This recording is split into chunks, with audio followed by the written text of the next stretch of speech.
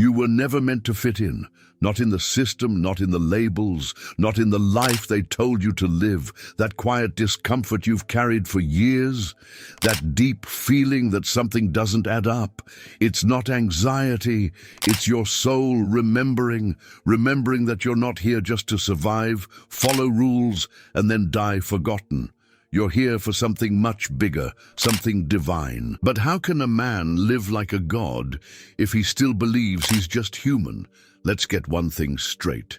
You're not lost, broken, or behind. You've just been hypnotized, trained to believe that your value comes from effort, performance, and pleasing others. But the truth is brutal and beautiful at the same time.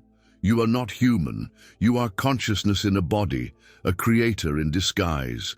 And until you reclaim that truth, you'll keep playing small in a game you were born to master. This isn't a metaphor, it's the missing piece. The reason why life hasn't made sense, why your energy feels off, and why no achievement ever feels like enough. It's because the real you isn't interested in playing pretend anymore. This video is your reminder, your confirmation, and your invitation to stop living like a prisoner and start walking like the divine being you were always meant to be. 1. The illusion of the human identity. Most people live their entire lives thinking they're just a name, a face in the mirror, a job title, or a set of roles. Father, husband, provider. But none of that is the real you. It's just a mask, a costume you've been wearing for so long that you've started to believe it's your skin. The truth is, that identity isn't fixed. It's been shaped by parents, school, media, and survival. And the more someone clings to it, the more they suffer. The illusion of self isn't just a concept, it's a trap. Think about how we're taught to define ourselves. I'm a man, I'm a manager, I'm a failure, I'm a success. These are all mental stickers we slap on our consciousness. But the moment you remove the labels, what's left? Pure awareness. Not the thoughts about life, but the thing that's aware of the thoughts. That's the starting point of your spiritual awakening, realizing you've been lost in a role you didn't write. One way to snap out of this illusion is through silence. Not just staying quiet, but being present with no intention to judge or define what you're feeling. Go for a walk without your phone. Sit with your morning coffee and don't reach for distractions. Let the silence speak. In that silence, something beyond the human story starts to show itself. That's not philosophy, it's direct experience. And it's how the illusion of self begins to dissolve. A man who thinks he's just human will always live small because the rules of the game are too tight. But once he sees that he's not the character in the story, but the one watching the whole movie, something shifts. He realizes the story isn't the problem, it's the belief that the story is him. And when that belief starts to crack, a deeper force begins to emerge from behind the mask. 2. The divine consciousness behind the mask. Behind every thought you've ever had, behind every emotion, memory, and identity, there's something watching. That something isn't your brain. It's not your personality. It's awareness itself. And that awareness is not local or limited. It's the same divine consciousness that created stars, galaxies, and life itself. You're not separate from it, you are it. But for most, it's buried under layers of conditioning that scream, "You're just human." That's the illusion that keeps people stuck. This divine identity isn't something you earn, it's something you remember. And remembering isn't about believing in some theory. It's about noticing the presence behind the noise. Try it right now. Become aware of your breathing. Now notice the part of you that knows you're breathing. That quiet knower is not your ego. It's the God force within you, and it's been there your whole life, silently witnessing, never judging, just watching everything unfold. The mind loves to complicate this. It asks, if I'm divine, why do I feel so broken? But that's like a king forgetting he's royal because he spent too long in disguise. You were born into a system that told you to shrink, fit in, and doubt your own light. But no matter how long you've lived behind the mask, the creator power inside you has never left. It's patient, like a flame waiting for oxygen. And when you stop identifying with the mask, that flame starts to roar. This is why practices like meditation, self-inquiry, and breathwork are so powerful. They peel back the false layers, and no, you don't have to sit like a monk in a cave. Start small. 5 minutes in silence. Journaling what you really feel without editing. Asking, who am I without my story? These moments create space, and in that space, divine consciousness rushes in. And once it starts to move, life can never go back to what it was. 3. Earth is a school, not a prison. Most people walk around like life is some kind of punishment, as if they were thrown here to suffer, pay bills, and eventually die. But Earth was never meant to be a prison. It's a school, a divine training ground where your soul signed up to remember its true nature. The struggles, the heartbreaks, the detours, they're not accidents. They're curriculum. When you start seeing your life as a classroom instead of a cage, everything changes. Imagine a man going through a tough season, financial problems, relationship falling apart, health in decline. From the outside, it looks like life is punishing him. But from a higher lens, these are the moments where the soul whispers loudest, remember who you are. Not the broken human, the divine consciousness behind the scenes. That whisper only gets louder when things fall apart, because comfort rarely pushes people to awaken. Challenge does. Seeing Earth as a school gives purpose to your pain. Instead of asking, why me, you start asking, what's this teaching me? And the answer is always tied to your spiritual awakening. Maybe the toxic job is teaching you to value your worth. Maybe the heartbreak is teaching you how to love yourself first. These lessons aren't random. They're personalized, designed by your higher self, tailored to shake you free from the illusion of self and activate your creator power. There's a reason the ancients said, as above, so below.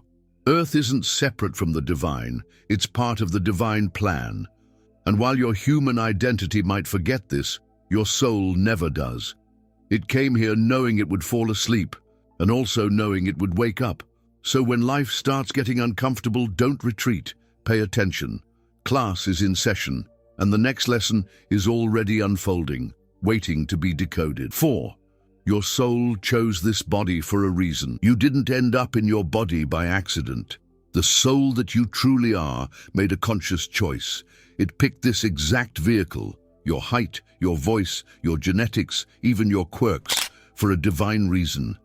Nothing was random. The body is not just a shell.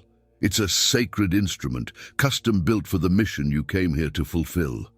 And when you stop fighting your form and start honoring it, something powerful happens. Your divine identity begins to surface. Look closely at your life. The wounds you carry, the culture you were born into, the family you landed in, all of it is part of a bigger design. Maybe you've struggled with anxiety or chronic pain, or maybe you've always felt like an outsider. Those things aren't defects, they're keys. Your soul didn't come here to avoid those things, it came here to use them. When you shift the question from, why is this happening to me, to, why did I choose this? You reclaim your creator power. Even your personality traits are part of the plan. That fiery temper, maybe it's meant to become righteous anger that defends truth. That deep sensitivity, maybe it's the exact frequency needed to awaken others through art or words. The divine doesn't make mistakes, it makes blueprints. And your soul has been working with that blueprint long before you took your first breath. This body isn't a prison, it's a portal. One that allows divine consciousness to experience itself in human form. Want to start aligning with this truth? Start taking care of your body like it's a sacred temple, not a burden. Feed it well, move it, breathe deeply, speak kindly to it. You don't have to be a fitness monk, but you do need to stop treating your form like it's disposable, because your soul chose it for a reason. And when you respect that choice, you unlock the next phase of your spiritual awakening, remembering the real you hiding inside the flesh. 5. awakening the memory of who you truly are. There's a reason you've always felt like something was missing, like the world doesn't fully make sense, no matter how much you try to fit in. That feeling isn't dysfunction. It's a sign you're starting to remember. Underneath the noise of thoughts and the weight of daily survival, there's a spark that never went out. That spark is the memory of your true nature. You're not remembering something new. You're remembering what you've always been, divine consciousness in motion. This memory doesn't come all at once. It arrives in flashes. Maybe it's a moment of silence that feels sacred, or a random tear while watching the sunset, or a gut instinct that turns out to be spot on. These are not coincidences.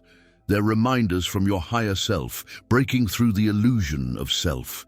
The more you lean into those moments, the louder they become. The more you ignore them, the more your soul turns up the volume through life's wake-up calls. You can accelerate this awakening through intention. One powerful tool, journaling with questions like, who am I beneath my fears? Or, what would my life look like if I fully trusted the divine in me? You don't need the perfect answers. The asking alone opens the door. Other practices like breathwork, energy healing, and even solitude in nature work wonders too. Not because they give you something new, but because they remove what's in the way of what's already there. The beautiful part? You don't have to convince anyone else of your divine identity. This isn't about proving it. It's about living it. And as you do, people around you will feel it, even if they don't understand it. They'll sense your presence, your peace, your power. That's what happens when someone starts to remember who they truly are. And the more you remember, the more your real mission starts to become clear. 6. The mission hidden in your struggle. Every challenge you've faced carries a hidden message, but most people get so caught up in surviving the pain that they never pause to decode the lesson. What if your biggest struggles were never setbacks, but part of your divine training? Not just random suffering, but refinement. You came here with a mission, and that mission needed pressure to awaken the creator power inside you. Diamonds aren't made in comfort zones. They're made in fire. Let's say you've been through betrayal, financial ruin, or even deep loneliness. It's tempting to think, why me? But what if the real question is, what am I being prepared for? Struggles have a way of stripping away everything fake. They burn off the ego's stories and leave only what's real. And it's from that place of raw truth that your divine identity begins to take the lead. Pain pushes, but purpose pulls. The mission was always there. The pain just made you look. Real-world example. A man who once felt crushed by debt ends up teaching others how to rebuild their lives from rock bottom. Another who battled depression becomes a guide for others lost in the dark. These aren't just coincidences. They're callings. If you look at your own life with fresh eyes, you'll see that your wounds are wired into your wisdom. Your soul didn't come here to avoid the storm. It came to learn how to become the storm and still stay grounded. To start uncovering the mission behind your own struggles, ask, what has life trained me to understand deeply? Then share that. Write it, speak it, help someone going through what you've survived. Your mess holds your message, and once you accept that your pain has a purpose, it stops owning you. That's when something deeper begins to rise, something that looks a whole lot like divine consciousness, ready to move through you. 7. Living as a divine being in a human experience. Once you accept that you're not just human, everything shifts. You stop reacting like a victim and start responding like a creator. That doesn't mean life gets easier. It means you become stronger. Divine identity isn't about floating above problems. It's about facing them with presence, clarity, and power. Imagine waking up and asking, what would a divine being do in my shoes today? That question alone can transform your relationships, choices, and energy. Living this way means embodying your truth, not just knowing it. It's how you walk into a room, how you speak to people, how you treat your body.